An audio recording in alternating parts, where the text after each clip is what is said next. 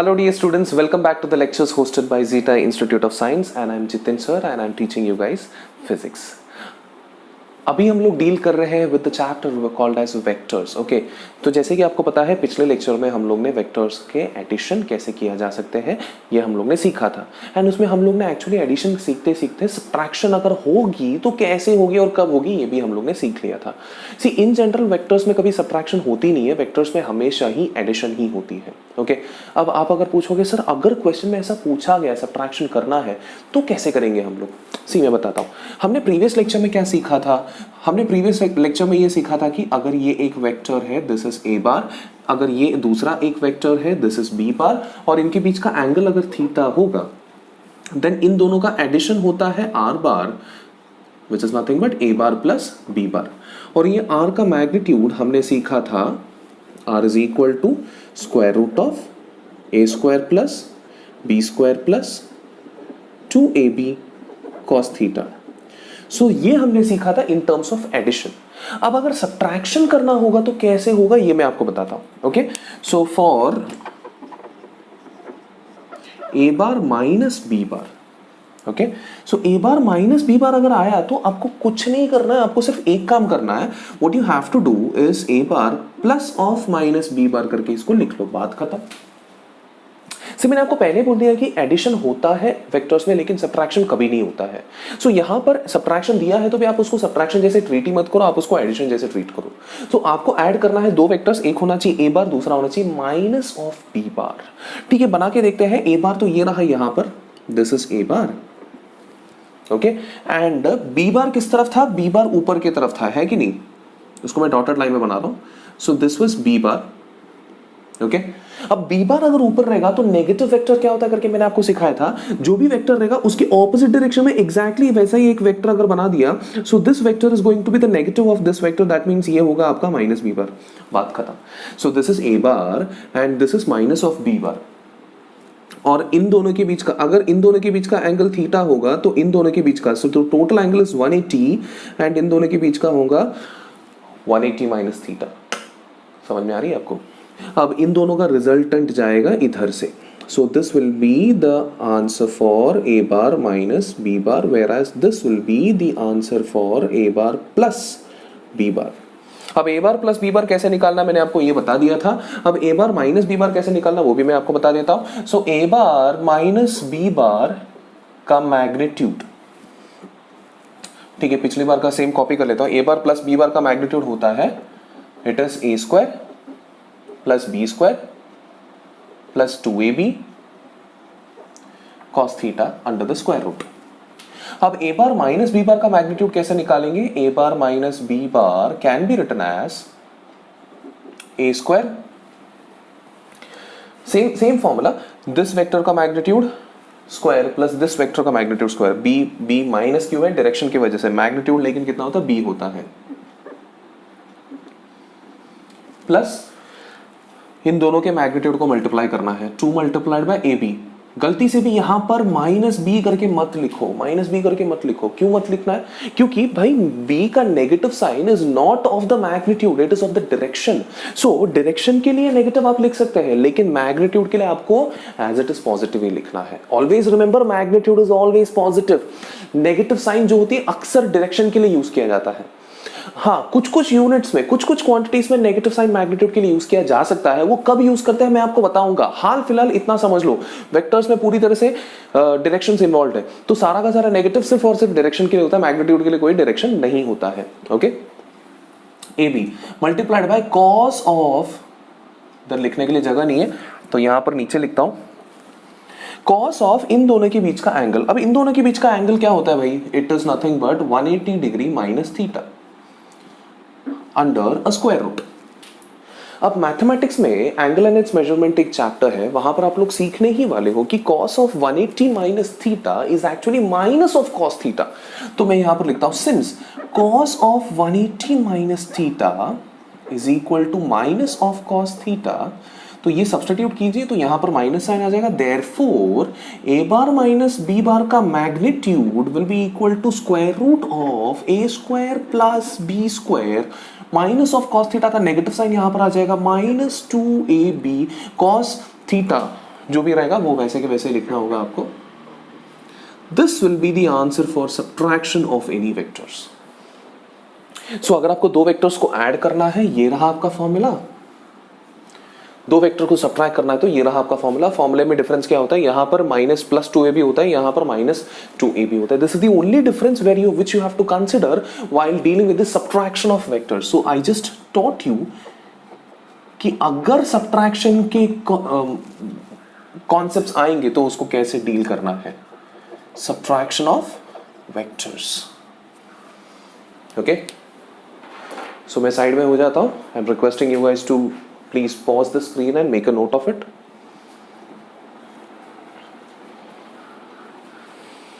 So I am assuming कि आप लोगों ने लिख लिया होगा ये अब तक।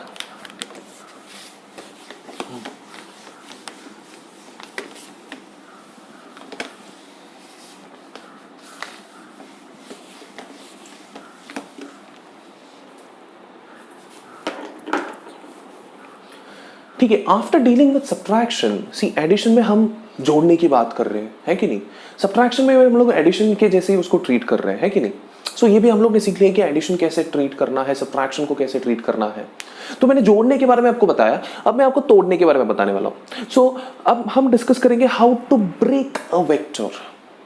सी ब्रेक करने के लिए हम जैसे कि कोई भी नंबर को ब्रेक कर सकते हैं। इफ यू नो, अगर for example you are considering 10 as a number, you can break those number into so many different patterns. You can break them into 1 and 9, 9 and 1, 2 and 8, 8 and 2, 3 and 7 and so on।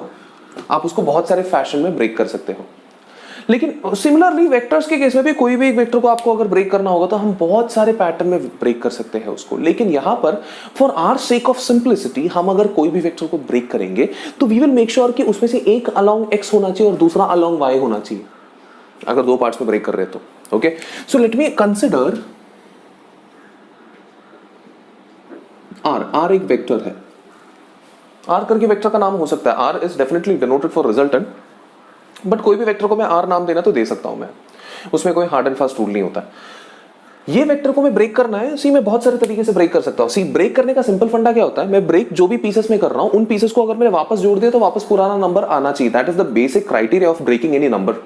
So that is, अगर 10 को मैं अगर break कर रहा हूं 1 and 9 पे, that means मैं 1 और 9 को जोड़ के वापस 10 लेके आना चाहिए मुझे। So I must be capable enough to bring 10 back on action. Okay, similarly यहां पर भी आर वेक्टर को अगर तोड़ रहा हूं मैं तो मुझे इस तरह तोड़ना है कि भाई मैं अगर उसको वापस जोड़ूंगा तो वापस मुझे आर ही मिलना चाहिए इसी पर्टिकुलर डायरेक्शन में। नंबर्स को तोड़ना बहुत सिंपल होता है क्योंकि उसमें सिर्फ वैल्यूज देखना है, मैग्नीट्यूड देखना होता है। लेकिन यहां पर वेक्टर्स को तोड़ते होते आपको मैग्नीट्यूड भी देखना है, at the same time direction भी आपका मैच होना चाहिए। ओके, सो इट्स, सोचते हो तो हम सोचेंगे यार डायरेक्शन को कैसे ब्रेक करेंगे, it's quite difficult man, it's impossible. It's not impossible dude, it's very much possible and quite simple it is. उतना सिंपल नहीं है लेकिन इतना हार्ड भी नहीं है कि भाई आप माइंड ब्लो कर लोगे अपने आप के। It's very simple, I tell you. आपको ब्रेक करना है, सी ब्रेक तो आप कैसे भी कर सकते हैं। आप इसको ऐसे ब्रेक कर सकते हैं, ऐसे ब्रेक कर सकते हैं, ऐसे ब्रेक कर सकते हैं, कैसे भी ब्रेक कर सकते हैं। बट मैंने आपको बताया for the sake of simplicity हम जब ब्रेक करेंगे एक को रखेंगे x के अलोंग, एक को रखेंगे y के अलोंग, बात खत्म। ओके, तो एक काम करता हूं, मैं एक्सेस मार्क कर लेता हूं। एक्सेस के लिए मैं दूसरा इंक यूज करता हूं। सो ये रहा मेरा axis, this is my X axis, this is my Y axis. Okay, so ये रहा मेरा वेक्टर। ये वेक्टर ने जो भी एंगल बनाया होगा एक्सेस के साथ, उस एंगल को मैं बुलाता हूं theta. So theta is the angle. अब सीधी सी बात है, ये वेक्टर जो है आर वेक्टर का एक्स एक्सिस से जो भी प्रोजेक्शन हो रही होगी, इस प्रोजेक्शन को मैं बुलाऊंगा X component of R. Similarly इसका वाई एक्सिस में जो भी प्रोजेक्शन बन रही होगी ना, उसको मैं बुलाऊंगा Y component of R. Okay, so one by one नाम कैसे देना आप समझ गए होंगे, राइट। सो ये है मेरा x component of r. Let me call that vector as rx bar, and this will be my y component of r. Let me call that component as ry bar. Now basically I have successfully broken this r into two pieces, one along x and one along y. बात खत्म। मैंने क्या बोला था, मैं आपको वो सिखाने वाला हूं कि एक वेक्टर को कैसे ब्रेक करते हैं दो वेक्टर्स में। ब्रेक मैंने कर दिया, आर को ब्रेक कर दिया आर एक्स पे और आर वाई पे। बाद में इस आर एक्स और आर वाई को अगर मैंने जोड़ दिया तो वापस यही मुझे मिलने वाला है फॉर श्योर। क्यों? क्योंकि बराबर सी कोई भी वेक्टर का प्रोजेक्शन को अगर हम जोड़ेंगे तो वापस वही वेक्टर मिल जाता है, बिकॉज कोई भी वेक्टर बनता है उसके प्रोजेक्शन से। ओके, इस प्रोसीजर को हम बुलाते हैं रिजॉल्विंग अ वेक्टर। वेक्टर को कैसे रिजॉल्व करना है ये मैं आपको यहां पर सिखा रहा हूं।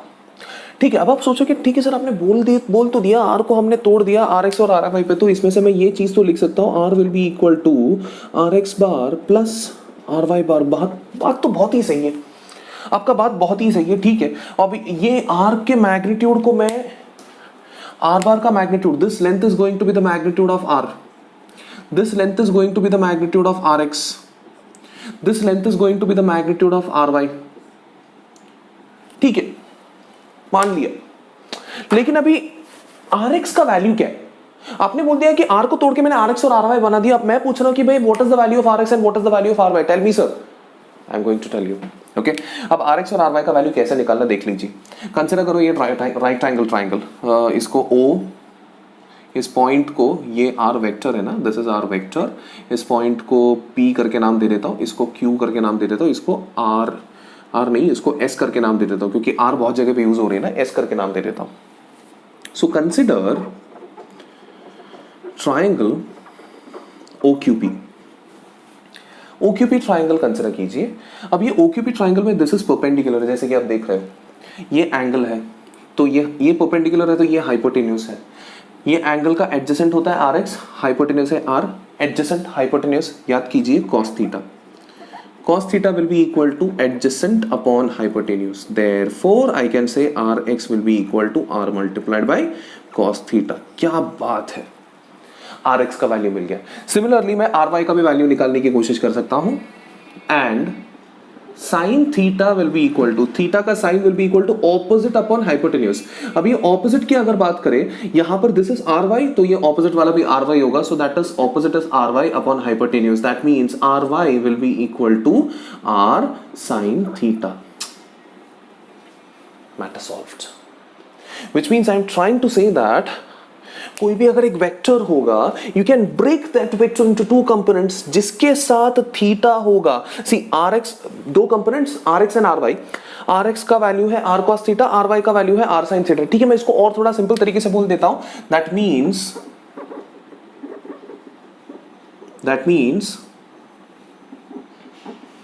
A vector are bar can B broken into two vectors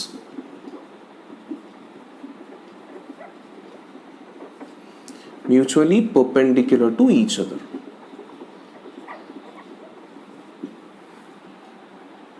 mutually perpendicular to each other।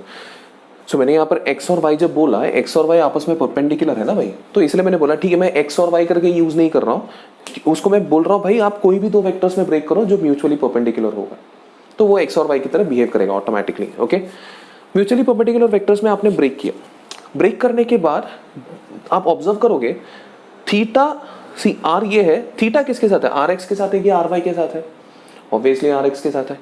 अगर थीटा आर एक्स के साथ है और तो आर एक्स का वैल्यू क्या है, कॉस थीटा। मतलब मैं ऐसे बोल सकता हूं कि आर का वो कंपोनेंट जो थीटा के बाजू में है उसका वैल्यू है cos theta, R cos theta, and R का वो कंपोनेंट जो थीटा से दूर है उसका वैल्यू है आर साइन थीटा। मतलब इस डायग्राम को मैं वापस अगर बनाने की कोशिश करूं, आर बार दो कंपोनेंट्स में तोड़ूंगा मैं इसे, जिसके साथ थीटा होगा that will be R cos theta, जिससे थीटा जिससे दूर रहेगा that will be R sine theta. So this is the secret of breaking any vector. बाकी सब चीजों को भूल जाओ, ये सबसे इंपॉर्टेंट है। बेसिकली ये प्रूव करने के लिए इतना सब मुझे करना पड़ा, so I was just proving till now. अभी इसको जब अप्लाई करने की बारी जब आएगी, हमेशा आपको ये सब चीजें याद रखने की जरूरत नहीं, सिर्फ एक ही चीज याद रखो, जब भी कोई वेक्टर होगा उसको दो परपेंडिकुलर वेक्टर्स में तोड़ना होगा, किसी एक एंगल को थीटा नाम दो, आपकी मर्जी जिसको भी देना है, इसको थीटा नाम दिया, then this will be R cos theta and this will be R sine theta. कभी कभी आप ऐसे भी कर सकते हो नीचे लिखता हूं, और ये r है, अगर ये थीटा होगा तो इसको हम बुलाएंगे r cos थीटा एंड नीचे वाले को बुलाएंगे r sin theta. There is no compulsion कि हमेशा हॉरिजॉन्टल वाला cos होना चाहिए, ऐसा कुछ कंपल्शन नहीं है, आपकी मर्जी है आप किसको थीटा बुलाओगे।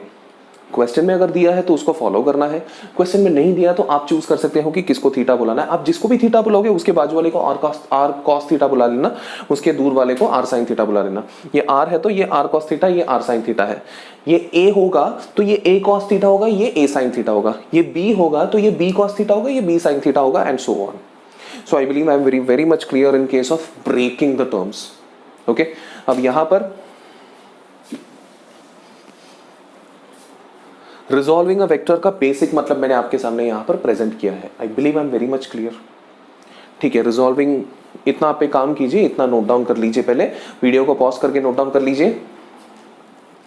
ठीक है स्टूडेंट्स, अभी हम लोग सीखते हैं एक एग्जाम्पल। सी हमने प्रीवियस लेक्चर में पैरेललोग्राम लॉ ऑफ वेक्टरेशन सीखा था, अब उसके ऊपर एक छोटा सा एग्जाम्पल भी करके देखते हैं। अभी तो मैंने आपको सबट्रैक्शन के बारे में भी डिस्कस किया है कि नहीं। Let us discuss an example. अब let me consider if they are giving the value of a as 3, okay, and they are giving the value of b as 4, with theta is equal to 60 degree between a and b, or I shall say a bar and b bar, okay, ऐसे दिया हुआ है। Now what they are asking us to find r, okay,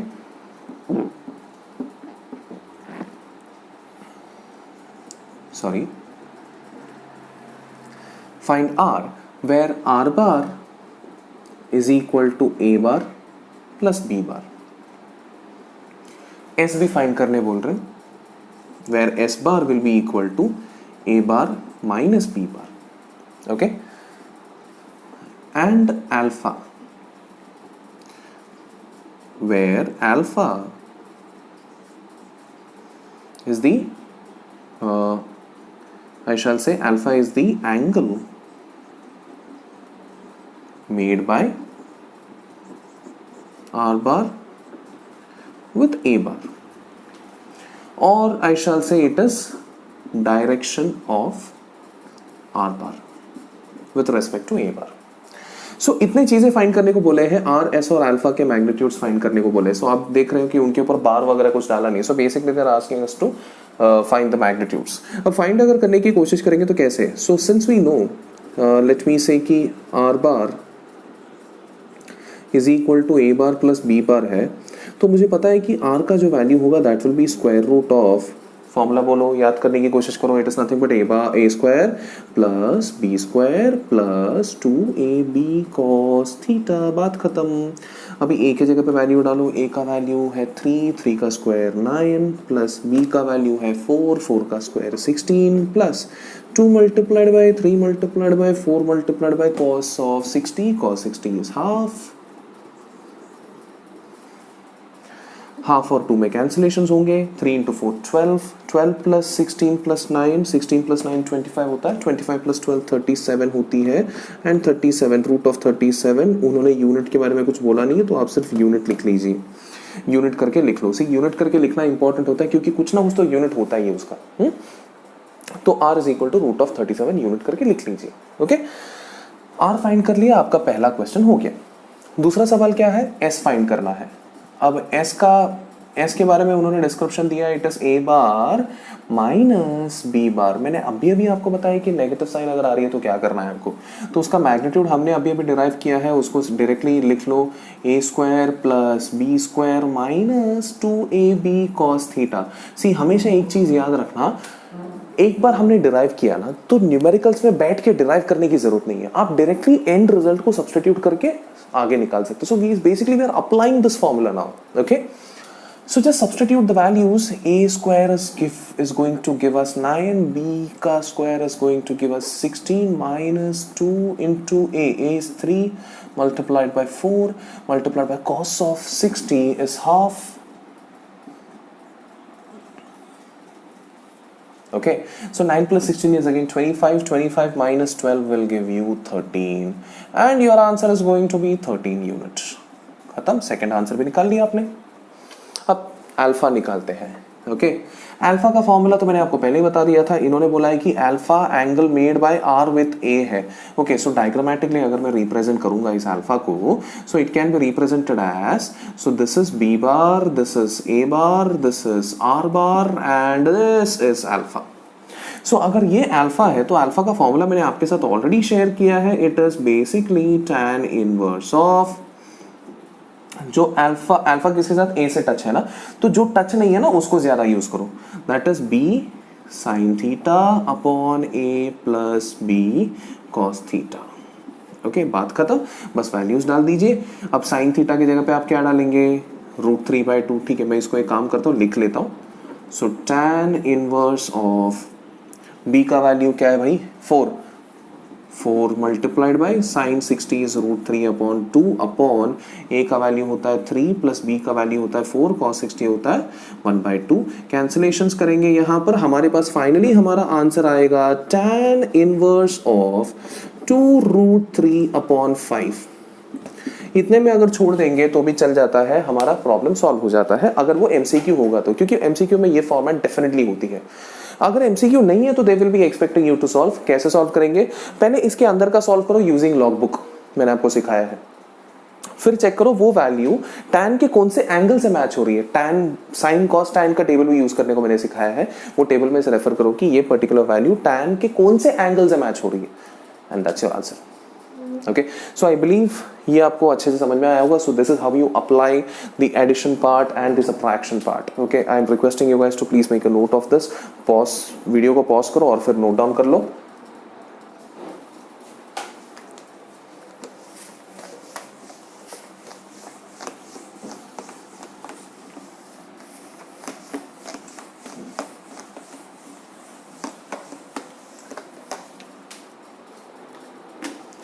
so dear students, अभी हम next सीखते हैं। अभी हमने एडिशन करना सीख लिया है, सब्ट्रैक्शन करना सीख लिया है इन टर्म्स ऑफ, अगर आपके सामने मैग्नीट्यूड दिया रहेगा, अगर आपको बताया कि भाई एंगल कितना है तो उसको कैसे ऐड करना है, कैसे सब्ट्रैक्ट करना है, हमने सीख लिया।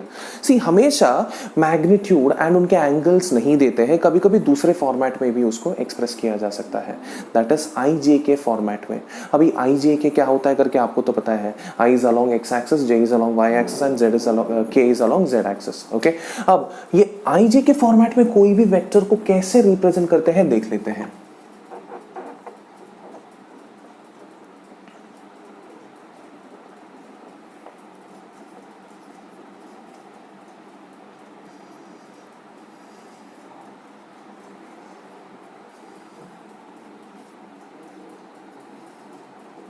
So how to represent a vector in the form of I cap, J cap and K cap. See, बहुत ही सिंपल है, आप जैसे सोच रहे हो बिल्कुल भी डिफिकल्ट नहीं है, बहुत ही सिंपल है। इट्स लाइक मान लीजिए ये A बार है। ओके, अब ये A बार का let me say this is x axis, let me say this is y axis and let me say this is z axis।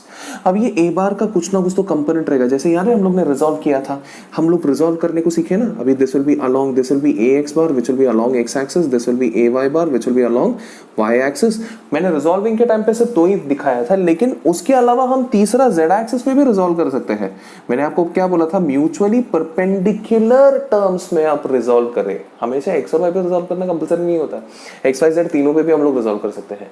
सो यहां पर मैं बोल सकता हूं therefore I can say a bar, C a को ही तोड़ के ये तीनों बनाया ना, सो बेसिकली ये तीनों को अगर वापस जोड़ेंगे तो वापस a मिलने वाला है। दैट मींस अगर मैंने ax बार को और ay बार को और az बार को अगर जोड़ दिया ना तो वापस मुझे a ही मिलने वाला है।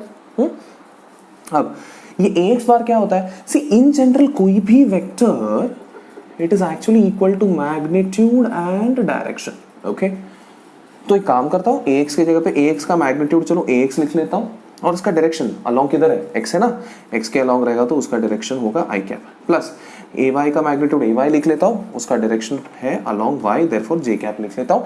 az अलोंग z होता है, देयरफॉर आई कैन से az k कैप लिख लेता हूँ यहाँ पर। सो बेसिकली क्या किया मैंने, मैग्नीट्यूड और डायरेक्शन दोनों के साथ एक्सप्रेस किया है and this whole term is termed as a bar. सो कहीं पर भी अगर आपको कोई भी वेक्टर अगर आपको एक्सप्रेस करना है, what you have to do, आपको उसका x कोऑर्डिनेट, y कोऑर्डिनेट और z कोऑर्डिनेट पता करना है। x कोऑर्डिनेट को i कैप से मल्टीप्लाई करना है, y कोऑर्डिनेट को j कैप से और z कोऑर्डिनेट को k कैप से मल्टीप्लाई करो, सभी को ऐड करो, दिस इज आल्सो वेक्टर। सो वेक्टर को लिखने का एक तरीका है 5 newton along east, 5 newton along west, ये सब भी एक तरीका होता है. It is definitely a way. Okay, या फिर 5 Newton making an angle of 30 something like that, 30 degree something like that, वो भी डेफिनेटली एक तरीका है. उसके अलावा दूसरा तरीका जो सबसे फेमस तरीका है that is this way, I J K terms में, that is x coordinate multiplied by I cap, y coordinate multiplied by j cap plus z coordinate multiplied by k cap. This format is also very much acceptable in order to represent any vector. So this is the vector form. अभी किसी भी vector को vector form के अलावा हम लोग को अगर रिप्रेजेंट करना होगा तो कैसे रिप्रेजेंट करेंगे, उसका मैग्नीट्यूड कैसे रिप्रेजेंट करना वो बताता हूं. Now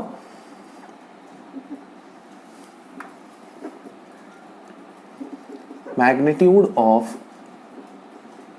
A bar, magnitude of A bar अगर है निकालना है तो ए होता है, it is nothing but C. इसका मैग्नीट्यूड निकालने का तरीका बहुत सिंपल होता है.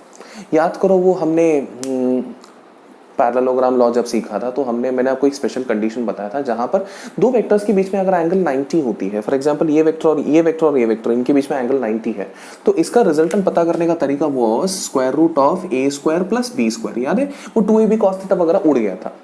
तो सिमिलरली मैं आपको ये बताना चाहता हूं कि इन दोनों को अगर आपको ऐड करना है तो उसका रिजल्टेंट ये रहेगा. उसके साथ तीसरे को भी डालना है, वो भी 90 डिग्री बना रही है, तो आप क्या करेंगे, उसके साथ तीसरे को भी डाल देंगे, A square plus B square plus C square डाल देंगे. दैट मींस यहां पर the vector will be, magnitude जो होगा that will be root of A X square plus A Y square plus A Z square.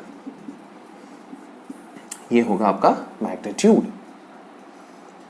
Okay my dear students, अब ठीक है, magnitude भी हम लोग ने सीख लिया. अब नेक्स्ट जो हम लोग देखेंगे, ठीक है, मैग्नीट्यूड देख लिया, वेक्टर देख लिया, next finally direction of A bar. अगर किसी ने पूछा बोले यार डायरेक्शन कैसे बताएंगे, आई जे कैसे, तो समझ में नहीं आता डायरेक्शन. टेंशन मत लो, सी बताने के लिए हम लोग ऐसे, हमें कॉन्सेप्चुअली पता है कि इसका डायरेक्शन ऐसे जा रही है, लेकिन अब उसको पेपर में कैसे एक्सप्रेस करेंगे, बहुत ही सिंपल सा प्रोसीजर है. Vector is equal to magnitude multiplied by direction. तो ये मैग्नीट्यूड को अगर नीचे ले लेंगे तो I can say that vector upon magnitude will give you the direction. So basically the direction is nothing but vector upon the magnitude. Vector का value आपको पता है, मैग्नीट्यूड का वैल्यू पता है, बस सब्स्टिट्यूट कर दीजिए, बात खत्म. A X I cap plus A Y J cap plus A Z K cap upon square root of A X square plus A Y square plus A Z square. ये आपका direction होगा.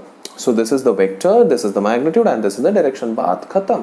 So this is how you express any vector in terms of I J and K. Okay, so I request, ये लिखने की जरूरत नहीं है, तो आपके अंडरस्टैंडिंग के लिए मैंने आपको बताया था. So I am requesting you guys to please pause the video and note it down.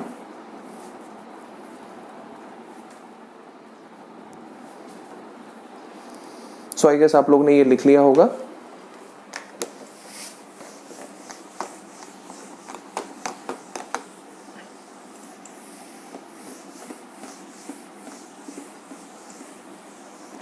एक बार आपको आईजे के फॉर्मेट पता चल गया ना, फिर तो बहुत ही सिंपल है. एंड कोई भी वेक्टर को पता है आईजे के फॉर्मेट में ऐड करना या सब्ट्रैक्ट करना is so simple, you know, it's very simple. So it's like how to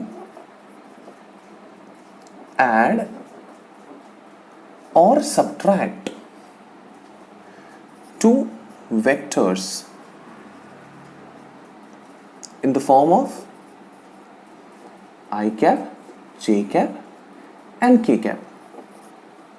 अरे बहुत ही सिंपल है, मतलब इतना सिंपल है कि लाइक छोड़ ही दो. इट्स लाइक मैं अज्यूम करता हूं कि let A bar be equal to A X I cap plus A Y J cap plus A Z K cap and B bar is equal to B X I cap plus B Y J cap plus B Z K cap.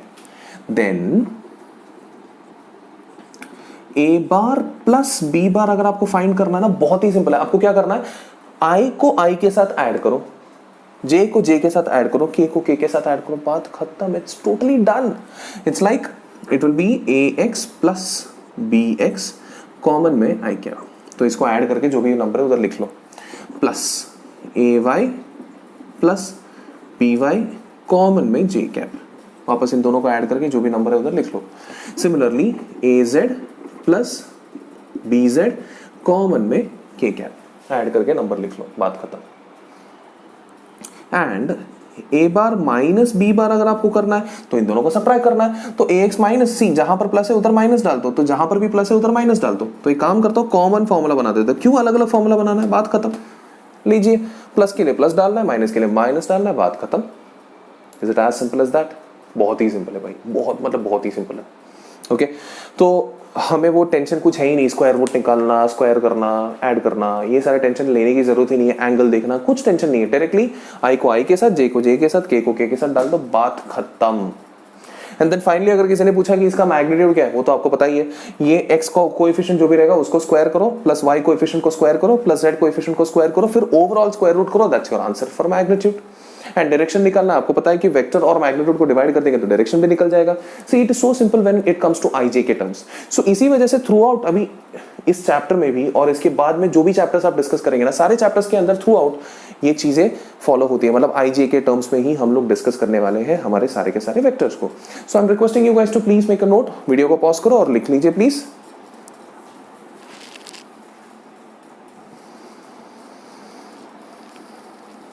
So I believe इतना आप लोगों ने लिख लिया होगा।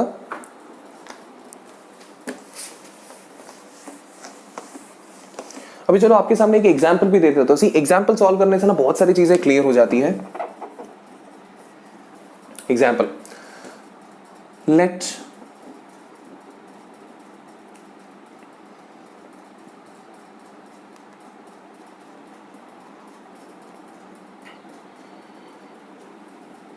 ए बार का value मैंने आपके सामने दिया है,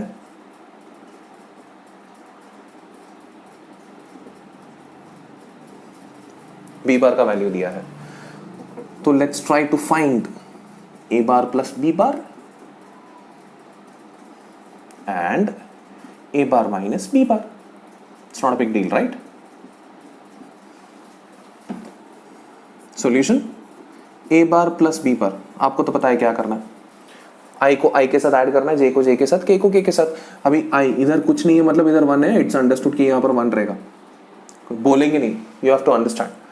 1 minus 2 मतलब 1 ऐड करना, 1 plus of minus 2 that gives you 1 minus 2 that is minus 1 into I cap. या फिर मैं ठीक है आपके रेफरेंस के लिए मैं फर्स्ट टाइम लिख रहा हूं तो पूरा लिख लेता हूं। सो 1 प्लस ऑफ माइनस 2, दोनों कोएफिशिएंट्स को ऐड करना है, फिर आई कैप डालना। फिर क्या करना है, इन दोनों को ऐड करना है, that is -3 plus of 4 multiplied by J cap. फिर क्या करना है, इन दोनों को ऐड करना है, plus 2 plus of -2 multiplied by के कैप। अभी इसको अच्छे से लिख सकते हैं, that gives you -1 I cap, -1 I cap, 1 लिखने की जरूरत नहीं है, डायरेक्टली माइनस आई कैप लिख लीजिए।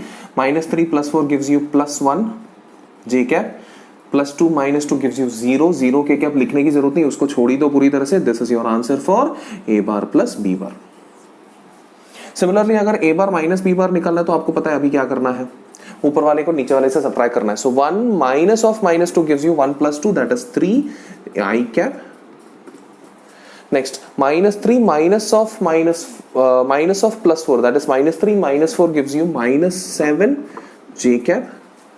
2 minus of -2 gives you +4 K cap and that's your answer for A bar minus B bar. है कि नहीं, बहुत सिंपल। सी यहां पर अभी आपको सेपरेट डायरेक्शन दिखाने की जरूरत नहीं, वेक्टर पूछा तो इतना ही दिखा दो, बात खत्म। इसके अंदर मैग्नीट्यूड भी, डायरेक्शन भी, everything is done. So I am requesting you guys to please make a note of it. Video को पॉज करो और लिख लीजिए please.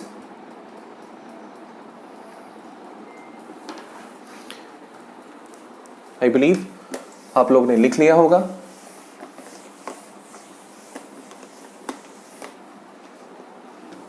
So just as a last, अभी आई जे के मैंने आपको सिखाया है तो मैं आपको एक और चीज बताना चाहता हूं। एक वेक्टर है जिसको हम बुलाते हैं position vector. Position vector, so it is also type of vector. Position vector को जनरली हम लोग आर बार से डिनोट करते हैं। पोजीशन वेक्टर बेसिकली क्या होता है, it is a vector which helps us to understand the position of that particular point. Assume कर लो कि भाई आपके पास ये आपका X Y and Z coordinates है, एक्सेस है। यहां पर ये एक पर्टिकुलर पॉइंट है जिसका पोजीशन जो है ना आपको फाइंड करना है, या फिर आपको उस पोजीशन के बारे में सीखना है। अब ये पोजीशन आप कैसे निकालेंगे, इट्स बेसिकली, मान लीजिए इसका पोजीशन है x, y, z। इसका कोऑर्डिनेट बोल के भी मैं इसके पोजीशन को डिक्लेयर कर सकता हूं। बट पोजीशन वेक्टर अगर बनाना होगा ना तो मुझे क्या करना पड़ेगा, ओरिजिन से लेकर इस पर्टिकुलर पॉइंट तक एक वेक्टर बनाना होगा, that is called as my position vector. So origin कहां पर है, यहां पर है 0,0,0 एंड ये पोजीशन वेक्टर का एक्स रिप्रेजेंटेशन हो जाएगा X coordinate I cap plus y coordinate j cap plus z coordinate k cap. This is the expression for position vector. I hope I'm very much clear. Okay. So कोई भी vector अगर मैंने origin से लेकर इस particular point तक बनाया तो उस वेक्टर का रिप्रेजेंटेशन ऐसे में दे सकता हूं। अब जब मैं पोजीशन वेक्टर आपको सिखा रहा हूं तो साथ ही साथ में मैं आपको एक और चीज सिखा देता हूं। आई कॉल इट एज, उसके लिए थोड़ा और जगह लगेगा। डू वन थिंग, आप इसको नोट डाउन करो, उसके बाद मैं इसको इरेज करके उसको बनाता हूं। आई बिलीव आपने नोट डाउन कर लिया होगा।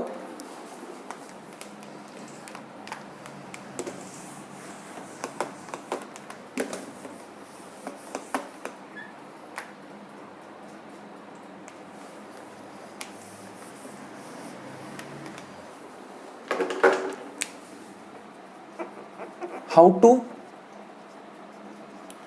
express a vector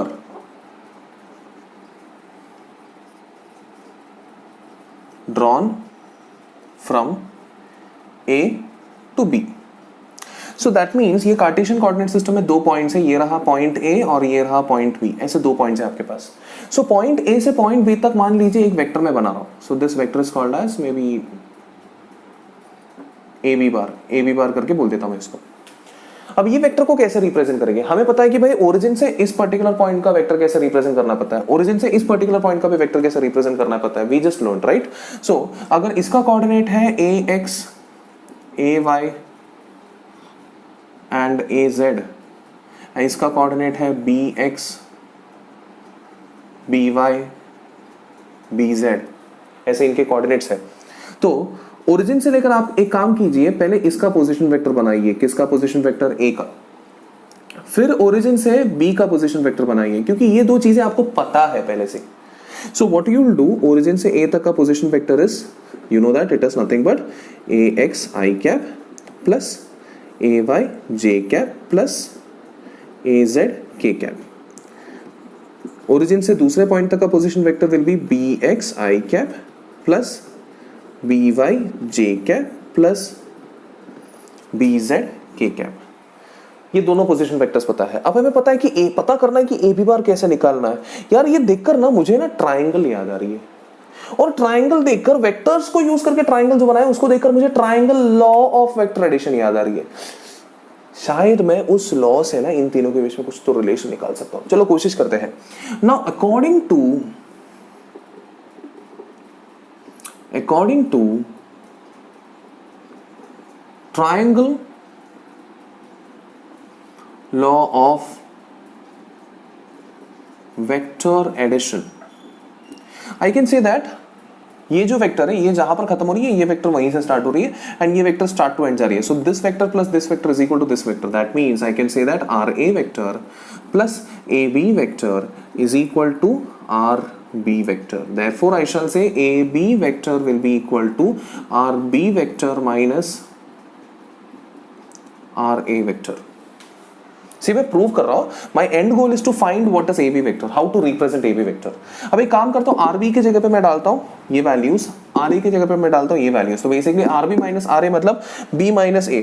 तो सभी का B माइनस A कैसे करना है आपको तो पता ही है। So BX minus AX multiplied by I cap plus B Y minus A Y multiplied by J cap plus B Z minus A Z multiplied by K cap, and that is your A B vector. So in short, कोई भी vector drawn from A to B, A is initial point, B is final point, can be expressed as I cap multiplied by final minus initial of x coordinate.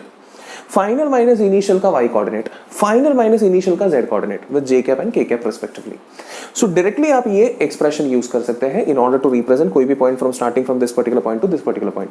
सो हर बार अभी exam में या फिर numericals वगैरह आएंगे ना, तो बैठ के ये पूरा डिराइव करने की जरूरत नहीं है।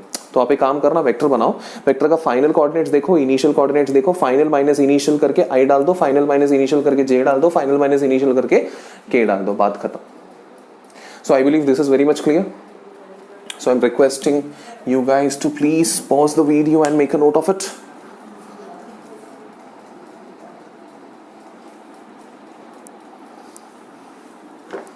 हर एक चीज का एग्जाम्पल हो तो थोड़ा और अच्छा लगता है ना। तो एक काम करता हूं, इसका एग्जाम्पल भी देता हूं मैं आपको।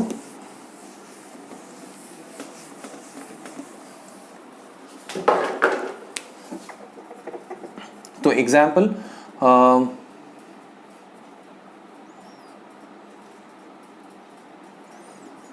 this is A, this is B, this is AB vector.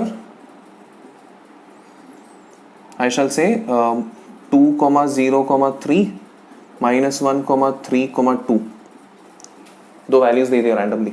Okay, so AB vector, इसको मैं डिस्प्लेसमेंट भी बोल सकता हूँ, इस पॉइंट से इस पॉइंट तक का displacement. AB vector will be equal to final minus initial, final is what, -1 minus initial is 2 i cap plus final minus initial, that is 3 minus 0 j cap plus final minus initial, that is 2 minus 3 k cap.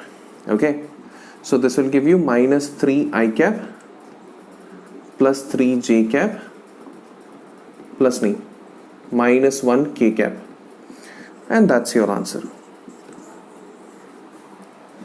So I'm requesting you guys to please pause the video and make a note of it. So I believe guys अब तक जो भी मैंने सिखाया है आपको समझ में आया ही होगा। तो आज के दिन में बेसिकली मैंने एडिशन रिलेटेड काफी और ज्यादा इन्फॉर्मेशन आपके साथ शेयर किया, वेक्टर को कैसे तोड़ना होता है ये सिखाया, कोई भी वेक्टर को आई जे के फॉर्मेट में कैसे रिप्रेजेंट करना होता है ये सिखाया, फिर उसका मैग्नीट्यूड, उसका डायरेक्शन कैसे निकालना होता है ये भी सिखाया, और आई जे के फॉर्मेट में ऐड कैसे करते हैं, सब्ट्रैक्ट कैसे करते हैं, पोजिशन वेक्टर क्या होता है, और एक पॉइंट से दूसरे पॉइंट पर एक वेक्टर रैंडमली ड्रॉ किया तो उसको कैसे रिप्रेजेंट करते हैं वो भी हम लोग ने सीखा। तो ऐसे बहुत सारी चीजें वेक्टर्स के बारे में आज के लेक्चर में हम लोग ने सीख लिया है। सो आज के लिए सिर्फ इतना ही होगा माय डियर स्टूडेंट्स। ये वीडियो लेक्चर जब भी देखते हो तो मेक श्योर कि आपके नोट्स बहुत अच्छे से बनाए आप, ओके, तो ही आप लोग को वो दिमाग के अंदर फिट हो जाएगा, वरना बहुत ही दिक्कत हो जाएगी। सो मेक श्योर कि नोट्स बहुत अच्छे से बनाए। एंड नेक्स्ट लेक्चर में जब हम मिलेंगे हम डिस्कस करेंगे about multiplication of vectors, and उसके अलावा टेक्स्ट बुक के कुछ प्रॉब्लम्स भी हम लोग डिस्कस करेंगे। सो आज के लिए सिर्फ इतना ही होगा। This is Jitin Ibrahim sir, teaching physics for Zeta Institute of Science, signing off, bye bye.